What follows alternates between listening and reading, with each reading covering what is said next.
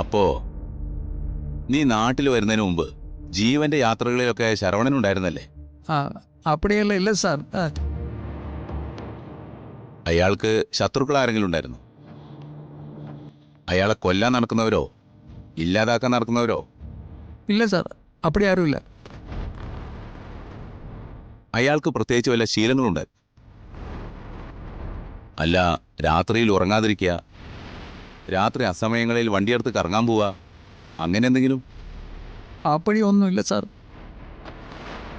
അയാളൊരു പ്രത്യേക ടൈപ്പാണല്ലേ? മാനസിക രോഗത്തിന്റെ ലക്ഷണങ്ങൾ അയാൾ കാണിക്കുമായിരുന്നില്ലേ? ചോദ്യങ്ങൾക്ക് വ്യക്തമായ ഉത്തരം പറയണം. അല്ലെങ്കിൽ ശരവണൻ ബുദ്ധിമുട്ടും. സാർ അതുകൊണ്ട് അയാൾക്ക് ദേഷ്യം വരുമ്പോൾ മേക്കപ്പ് സാധനങ്ങൾ, ഡ്രസ്സ്, അന്തമാതിരി സാധനങ്ങൾ എല്ലാമേ എടുത്ത് എന്ത് അവർ പുതയ്ക്കും സാർ.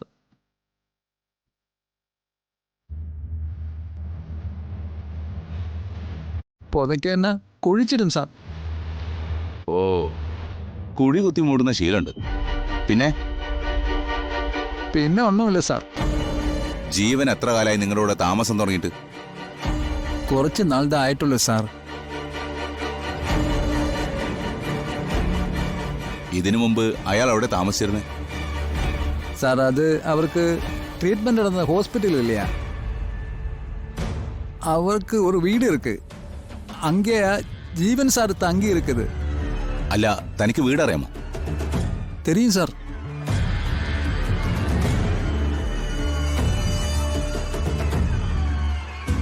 ജീവൻ ഇപ്പൊ എവിടെ ഉണ്ട്?